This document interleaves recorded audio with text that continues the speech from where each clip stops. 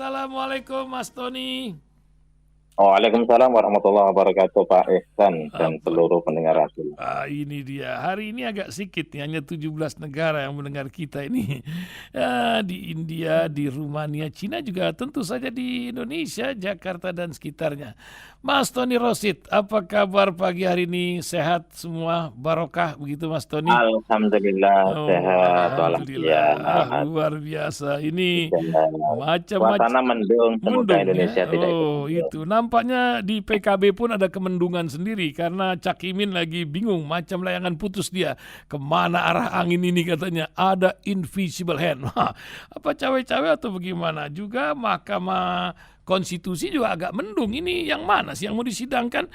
DPR-nya sama pemerintah setuju kok 35 tahun ini urusan keputusan calon presiden dan wakil presiden. Sementara survei Anies mendapatkan komentar dari berbagai pihak, kok paling buncit tapi kok banyak ganjalan berbagai kisah. Belum lagi urusan poco-poco. Tadi saya bacakan tentang kebijakan kendaraan listrik yang nampaknya Pak Jokowi pun akan mengevaluasi. Ada teman saya mau beli, kau nggak beli motor listrik ya? Kalau ke masjid bolehlah. Kalau jauh-jauh pergi Cirebon mana, macam mana ngisinya? Mobil juga begitu. Mau ngisi di rest area, ya makan waktulah katanya. Ini alkisah lain. Silakan Mas Tony, dari mana kita mulai? Mas Tony pilihlah tema yang kita lemparkan pagi hari ini untuk seluruh pendengar radio Silaturahim. Tafadhol Mas Tony. Eh, Kita mulai dari Anies barangkali ya. Boleh. Jadi kalau kita mengacu kepada hasil survei dari Australia, itu elektabilitas Anies atau dari mana aja sebenarnya elektabilitas Anies paling rendah. Selisihnya itu kalau dari Australia agak dekat 6% sampai 7%, 6% dengan Ganjar, 7% dengan Prabowo, gitu kan. Terus memang memunculkan pertanyaan besar bagi publik, bagi masyarakat. Itu paling buncit. Kenapa kemudian selalu dipersoalkan, selalu dimasalahkan hampir semua hal yang terkait dengan Anies. Apakah itu Ecopark, apakah itu JIS, apakah itu Formula E, apakah itu Jalan Sehat di Bekasi, apakah itu datang ke Jawa Timur sana, apakah itu roadshow di Jawa Tengah dan sebagainya dengan spanduk-spanduk penolakan. Kok takut amat gitu, amat aja nggak takut kok, kenapa kalian takut?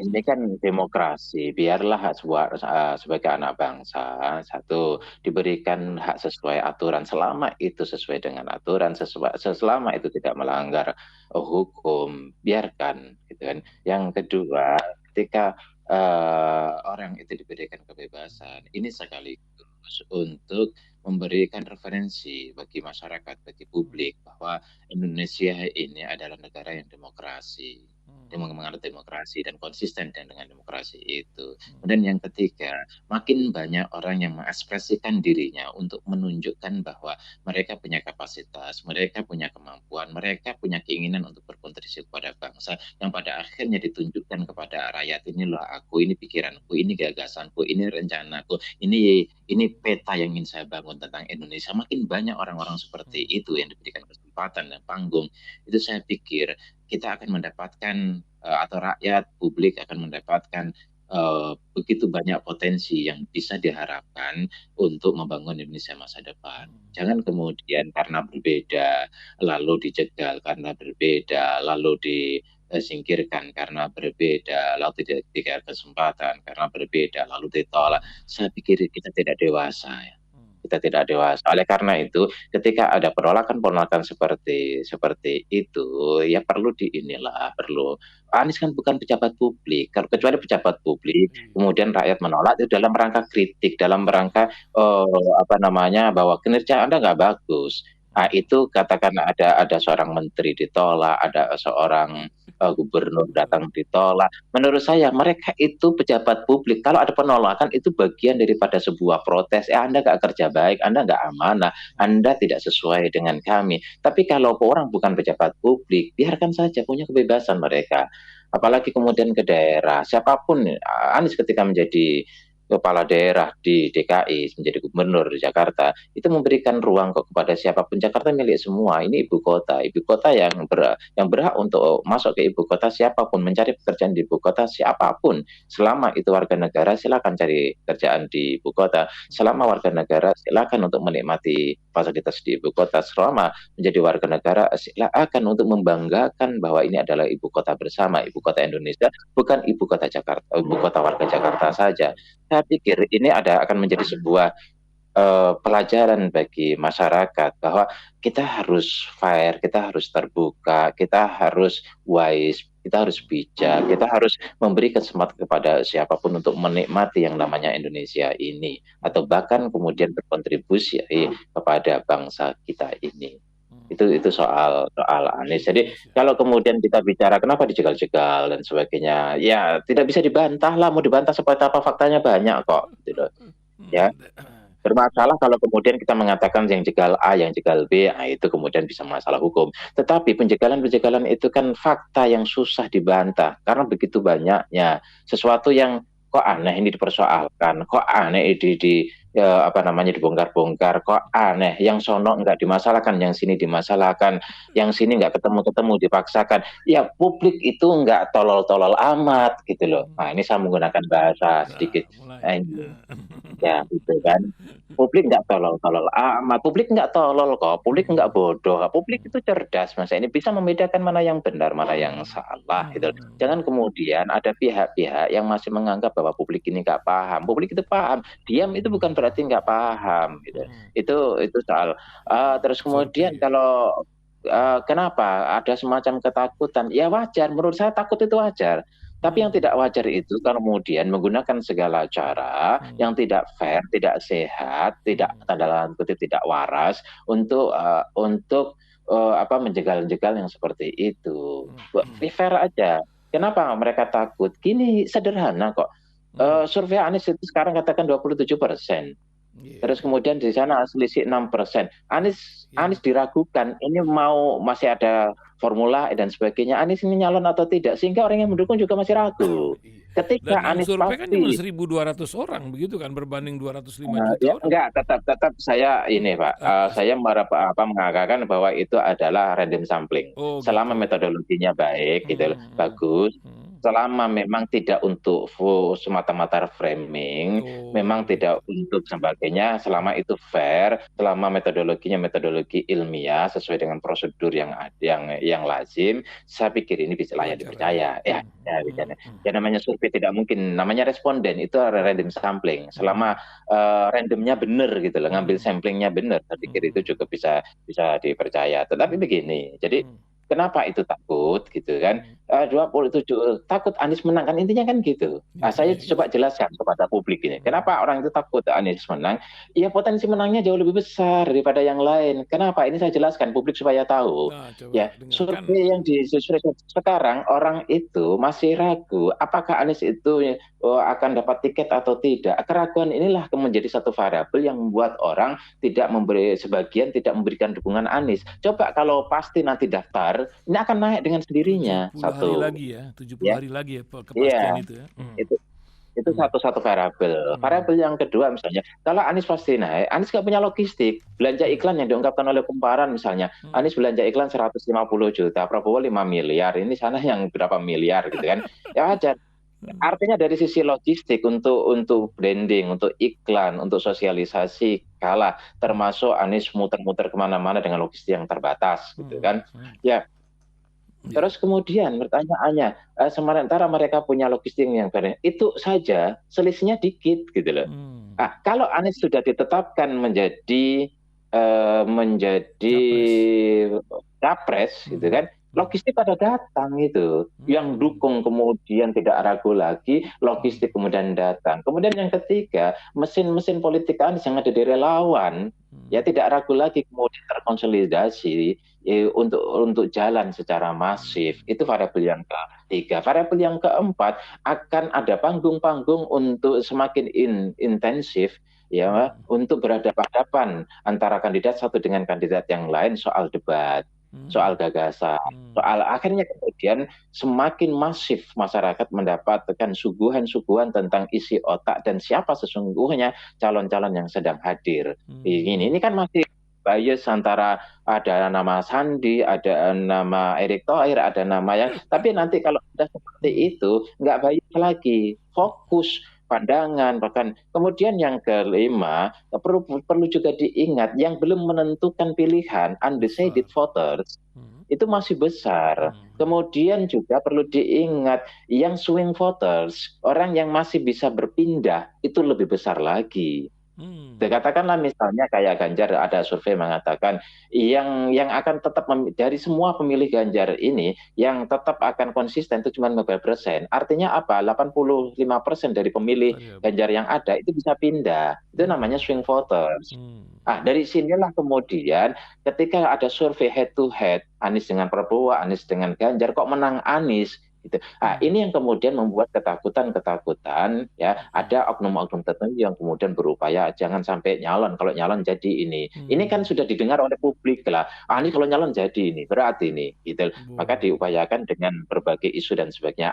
Publik mulai paham ketika saya jelaskan seperti ini kenapa ada ketakutan Anies menang, karena potensi Anies untuk menang itu besar. Survei hari ini itu mensurvei variabel yang ada, belum begitu banyak variabel yang belum muncul yang sehingga tidak bisa disurvei, dan ini mirip dengan DKI. Itu kejadiannya. Ya. Nah, itu juga Mahkamah Konstitusi bagian dari sebuah skenario atau memang murni aja atau gimana? Ini yang kita agak prihatin. Kita sering kali ada vested interest ketika melakukan sebuah gugatan melalui MK, gugatan undang-undang melalui MK. Gugatannya itu menjelang satu kepentingan tertentu yang akan ada. Contoh ini menjelang pemilu. Kalau mau menggugat dari dulu-dulu dong. Artinya di situ objektif. Di situ ada sesuatu yang bisa dipertimbangkan secara matang. Ini sebenarnya calon presiden itu harus seperti apa, sehingga dalil-dalilnya, argumentasinya, dasar-dasarnya, hasil risetnya, kira-kira orang yang dianggap matang dan bisa menghadapi persoalan bangsa yang beratnya segini itu usia berapa secara umum. Kita bicara umum ya, karena ini untuk bangsa, bukan untuk orang tertentu. Tapi kalau kemudian gitu kan, saya pengen calon ini tapi nggak memenuhi syarat, kalau gitu undang-undangnya aku gugat. Kan menurut saya ironi nih. Janganlah biasakan siapapun. Jangan dia biasakan. Ketika ada kita punya kepentingan, misalnya kayak kemarin KPK perlu diperpanjang gitu loh. Mau habis waktunya dia menggugat ke MK, akhirnya diperpanjang. Sampai kapan undang-undang ini punya kepastian? Oleh karena itu kita belajar dari Amerika misalnya, undang-undang atau DPR-nya gitu membuat undang-undang itu kalau kemudian diputuskan tidak berlaku pada masa dia. Kalau itu berkaitan dengan urusan mereka, tidak berlaku pada masa mereka, berlaku pada periode berikutnya. Gitu kan? Kita kan enggak. Ini kita punya calon.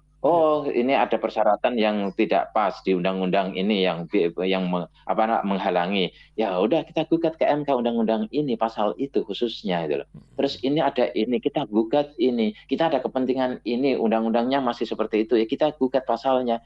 Sampai kapan kita punya kepastian hukum? Sekarang mari kita rakyat Indonesia atau siapapun lah, seluruh rakyat Indonesia ini kita breakdown kembali undang-undang, kita punya data baru misalnya, hasil riset baru misalnya, atau argumentasi yang sangat kuat. Wah, ini pasal ini nggak bagus ini. Pasal ini justru bertentangan dengan hasil riset ini. Pasal ini justru dampaknya akan seperti ini. Mari gugat. Tapi itu tidak kemudian jelang kita punya kepentingan A, punya kepentingan B, punya kepentingan kepada siapa, punya kepentingan kepada orang mana. Tidak gitu loh. Jadi mari kita lihat, baca semua undang-undang itu ya, adakah undang-undang itu yang berdampak negatif kepada bangsa ini, yang tidak menguntungkan kepada rakyat, yang tidak sesuai dengan atau bertolak belakang ke hasil riset, yang kontraproduktif terhadap apa yang menjadi ekspektasi bangsa ini. Mari kita baca satu persatu, kalau ketemukan itu mari kita gugat ke MK untuk diubah. Bukan kemudian calonku ini bisa ini, aku gugat ini. Sampai kapan gitu. Ya salam, memang Mari memang. kita berjiwa kenegarawan lah, mari rakyat Mmm, Indonesia siapapun, mari kita berjiwa negarawan, kita mmm, berorientasi untuk memperbaiki bangsa ini. Kalau bangsa ini ke depan baik, toh anak cucu kita juga yang menikmati, mmm. apalagi Pak Ihsan udah tua lah. Bisa aja. Tua fisiknya, ruhnya masih muda, Bang, gitu ya. Nah, ini juga Cak Imin ini entah nih udah tua entah masih muda. Ini apa nih, kesian dia ini kayak layangan putus, sepanduk dari zaman 5 Ya, 10 tahun yang lalu ini. Lagi bingung ini kan sudah kemana arahnya nih? Nah, berulang kali kita bahas, saya ditanya heeh. sama Pak Ihsan, sama Cak Imin gitu. Ya, emang Prabowo akan ngambil Cak Imin gitu loh. Nah, itu. Iya, kita Cak Imin sendiri apa Heeh. namanya, terjebak di dalam lingkaran di situ. Artinya Oh, apa? saya Kalau pikir kita terjebak mau dalam melihat dus duren sesuatu gitu. yang objektif, Iya? kita harus naik ke Mmm, atas, mmm, lihat. mmm, Jadi lihat ini memungkinkan atau tidak, itu mmm, kalkulatif. mmm, Bagaimanapun orang membuat sebuah pilihan atau mmm, membuat keputusan-keputusan mmm, itu berdasarkan situasi yang ada. mmm. Ada semacam tuntutan situasi yang tidak bisa diabaikan. Aku kalau pilih ini ya nggak mungkin lah, elektabilitas saya kalau sama ini rendah. Aku pilih ini nggak mungkin lah karena Mhm, ketum partai tidak tidak mhm, mungkin mau dengan saya. mhm, Aku pilih mau berkolaborasi dengan ini nggak mungkin lah dia punya mhm, calon sendiri. Hitungan-hitungan ini mesti firm yang sehingga kemudian menjadi pegangan pegangan ketua-ketua partai untuk mhm, membuat, keputusan dari awal. gitu ya. Itu ini. Apakah Cak Imin itu memikirkan ini? Itu satu hal. Yang kedua, apakah Cak Imin kalau Cak Imin sudah memikirkan, apakah kemudian sengaja, cari timing, biar Mmm, nanti timing-nya tepat gitu kan, dia mau ambil yang lain, aku exit-nya enak. Karena betul. bagi Cak Imin, dia tidak takut dengan Prabowo, nggak ada Iya, pertimbangan, Pak Prabowo gitu kan, "Kau nggak ambil aku juga nggak masalah, nggak paten," kata orang Jawa itu. Ya, gue nggak rugi, gue masih bisa kemana-mana diterima kok. Tapi persoalannya itu bukan kepada Pak Prabowo-nya, mungkin ada invisible hand itu, Invisible gitu hand, kan, itu dia yang invisible hand cawe-cawe. itu. Ya, Aduh, jadi orang di belakang Pak Bowo yang mmm, mungkin ya kalau kita mau membaca invisible hand yang diungkapkan oleh Caimin, mmm, Caimin itu nampaknya risau terhadap orang yang di belakang Pak belakang, Bowo. Siapa itu. di belakang Pak Bowo? Wah, Apakah itu Pak Ihsan? Saya nah nggak tahu. nah itu dia. Luar biasa.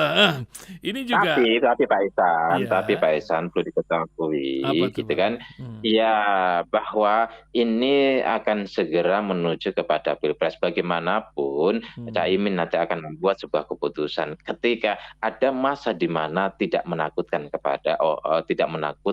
mmm, terhadap Caimin. Ada masa tidak mengkhawatirkan terhadap PKB. Begitu juga ada masa tidak menakutkan dan tidak mengkhawatirkan kepada Golkar dan sebagainya. mhm, Jadi rasa ketakutan-ketakutan seperti malam, gelap mhm, itu akan hilang ketika rembulan datang, gelap itu akan sirna biasa, ketika itu, yes, sudah, menyambut, itu. Dan Caimin akan mendapat sambutan di pagi hari kelak.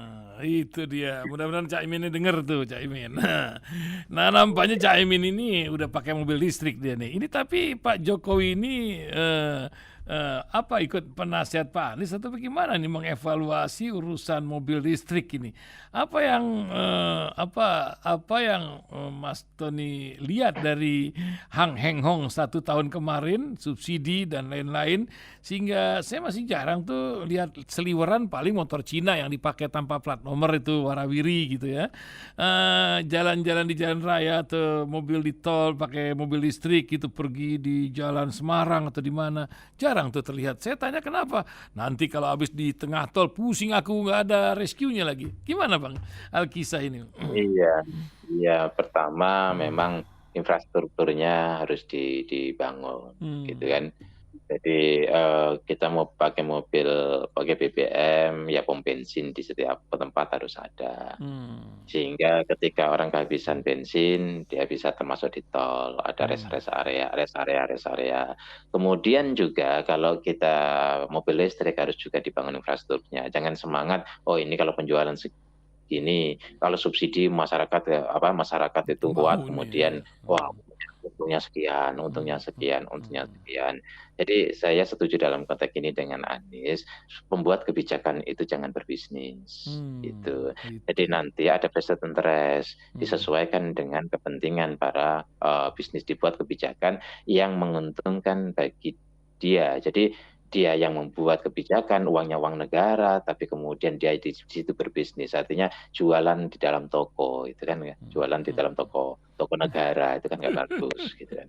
Itu sebagai sebuah kritik. Negara itu punya punya tempat untuk mensubsidi, kita kemudian masuk di dalamnya, "Oh, aku subsidi ini," ya kan nggak bagus, gitu ya. Ya Hmm, ini tidak ditumpuk kepada siapapun ya, termasuk nanti pasca 2024 siapapun presidennya jangan melakukan itulah, tidak baik untuk bangsa. gitu ya. Kemudian yang kedua ya, subsidi itu kan sesuai dengan kebutuhan, perlu nggak disubsidi dulu, gitu. Hmm, Misalnya ya, saya jualan kerupuk, ya masyarakat antusias untuk membeli kerupuk saya kok, kenapa harus saya jual murah?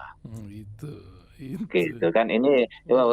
apa namanya, hukum ekonomi itu berlaku Kalau di dibutuhkan manapun, nggak usah supply and dimurah. demand. Hmm, Ya hmm, kalau kemudian masyarakat antusias, bahkan ada yang, sampai, apa namanya, antri.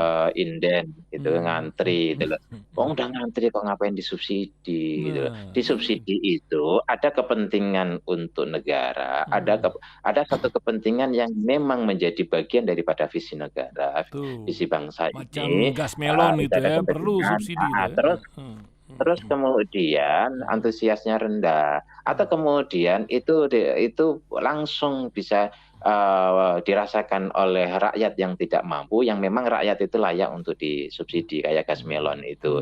Ya hmm. rakyat beli gas yang 12, kilo itu kan berat, maka perlu disubsidi ya 3 kilo gitu kan, yang 3 kilo jadi lebih murah. Tapi Hmm. kemudian jangan juga yang mengoplos, yang masih terus berjalan Nah, ngoplos-ngoplos itu dibiarkan. tahu aja Pak Tony. Boleh juga, ya dan Hmm, nggak boleh gitu kan. hmm, Jadi, ya kalau soal data-data itu insya Allah saya banyak tahu karena ya, saya punya banyak teman, diajari sama Pak Ehsan, banyaklah teman katanya Nah, Pak Ehsan. itu penting. Kalau sudah diajari banyak teman kan kita kemudian mendapatkan banyak informasi. Kalau orang Jawa bilang, "Dolane Hmm. sing adoh," gitu kan, Nah, mainnya yang jauh sehingga itu otak dia. kita itu tidak terkungkung seperti kata dalam Itu tempurung, dia melihat. penting Ya kalau main. orang-orang yang kemudian selalu Banyak bilang politisi kita kadrun, kurang main jauh cebong, nampaknya nih, gitu ya. masalahnya kadrun, cebong, Islam Hmm, garis keras, nah, politik identitas dan sebagainya, itu orang yang kurang main jauh itu. iya. Gitu loh, Eh, bilangnya orang asing. luar biasa Kurang Mas nggak Tony. gaul lah, nggak Nggak gaul. gaul. Kalau begaul kan kita makan pinggir jalan, apalagi sekarang nih ada makanan luar biasa nih Mas Tony. Dinobatkan terenak di dunia Mas Tony. Apa itu namanya tuh? Iya. Apa? Rawon. Enak Mas Tony Heeh. rawon ini. Mau bikin tulisan rawon apa ini istri di rumah nanti rawon lagi rawon Iya. lagi. Ini makanan terenak di dunia katanya. Gimana Mas Tony? Iya, lidah Hmm. coba saya pernah ke Atlanta, Hmm. Amerika, di Huh, Georgia, Amerika. begitu.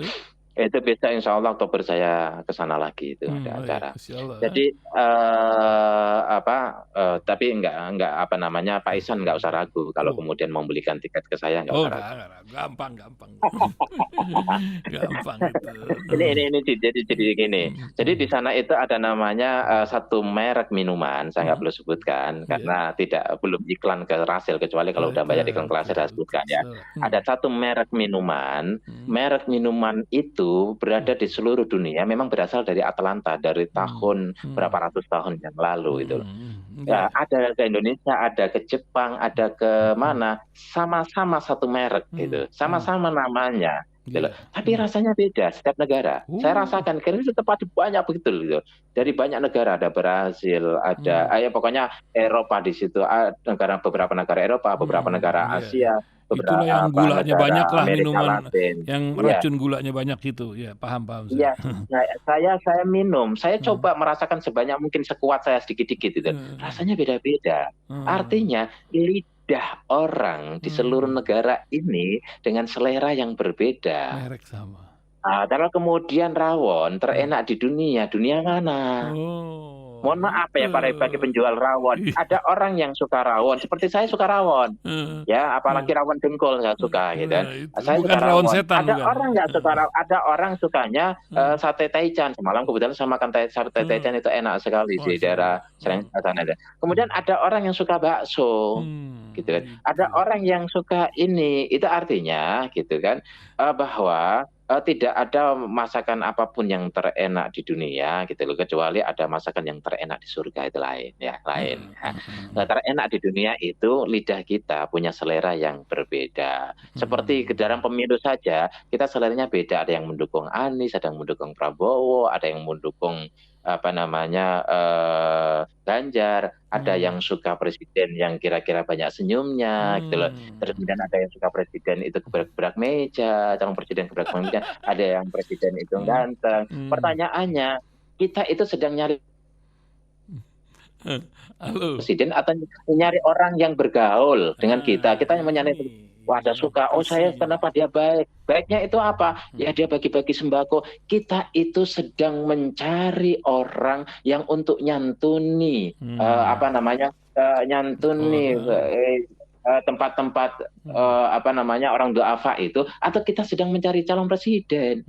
Itu hmm, kadang-kadang saya heran gitu loh. Saya nyalon presiden kriterianya karena bagi sembako. Saya nyalon presiden kriterianya karena dia senyum. Saya nyalon presiden kriterianya karena dia naik sepeda. Kebetulan saya suka naik sepeda. Saya nyari calon ah. presiden yang sukanya dia apa namanya, oh dia bisa marah. Saya nyalon presiden. Loh, Anda yang mau nyari calon presiden apa temennya naik sepeda, naik jogging? Ini masyarakat perlu juga dicerdaskan itu. Maka carilah calon pemimpin bupati, gubernur, wali kota, kemudian DPR atau presiden sekalipun, carilah yang cerdas sehingga mencerdaskan kalian. Tuh, Jangan cari yang bodoh kemudian membodohi kalian. penting. Mau Nah, bupati, mau wali kota, mau gubernur, mau atau sama anggota calon-calon anggota legislatif yang sekarang bergentayangan, artinya beriklan itu, siap-siap. berkata, mohon maaf saya salah ngomong, bukan beriklan Gentayangan itu kayak ya, iblis dong beriklan. itu. Oh jangan, itu Hmm, enggak. hmm, Beriklan ya, sedang hmm, promosi itu. Carilah yang kira-kira menguasai persoalan bangsa ini, kemudian menyelesaikan. Semalam saya ketemu sama orang-orang yang ya menurut saya para elit lah. Dia hmm, bilang, sebenarnya sih hati nurani kita si hmm, A itu memang dia hmm. yang bisa melakukan perubahan, dia yang punya kemampuan. Tapi, tapi, Ya, tapi. tapi kan kita tapi Hmm, kita partai hmm. ini, tapi Tapi. ini kebetulan beda partai. Yang eh, kebetulan saya ketemu dengan ada anggota DPR, ada apa eh, semalam sampai ngobrol lama gitu. hmm, Ya tapi ini biasa kita sering kali dengar kan. hmm, Ya sebenarnya si A itu yang sebenarnya lebih bisa mampu untuk mengelola bangsa, dia menguasai, dia hmm, jago, dia ini hmm, eh, bukan si B si C. Ya hmm, tapi artinya ada ketidakjujuran, ada ketidakobjektivitasan di dalam kita menentukan pilihan, padahal itu menentukan terhadap nasib masa depan bangsa. Maka semua pendengar Rasil, siapapun mau mendukung siapapun lah, buat kriteria dulu. hmm, Kriteria Anda apa mau memilih presiden seperti apa? Kriteria apa memilih calon hmm, anggota legislatif itu sebagai kriteria dulu, baru Anda pilih. Jangan hmm. kemudian Anda membiarkan lalu memilih ini. Jangan putuskan sebelum Anda membuat kriteria yang menurut Anda yakini bisa menyelesaikan persoalan bangsa. Masya Allah, luar biasa. Wah, waktu pula Mas Tony yang membatasi kita di pagi hari. 30 menit tak terasa Mas Tony kita bincang-bincang ini. Oh gitu ya. Oh Baik, baik. iya, Semoga Masya Allah. bermanfaat. Amin, amin, amin. Semoga bermanfaat Mas Tony. Kita bertemu di hari Amin. Rabu mendatang. Insya Allah. Selamat Insya beraktivitas, Allah. semoga selalu bermanfaat. Kita tunggu tulisan-tulisannya terus Mas Amin, Tony. Iya, amin, iya. amin. Assalamualaikum warahmatullahi wabarakatuh. Waalaikumsalam warahmatullahi wabarakatuh.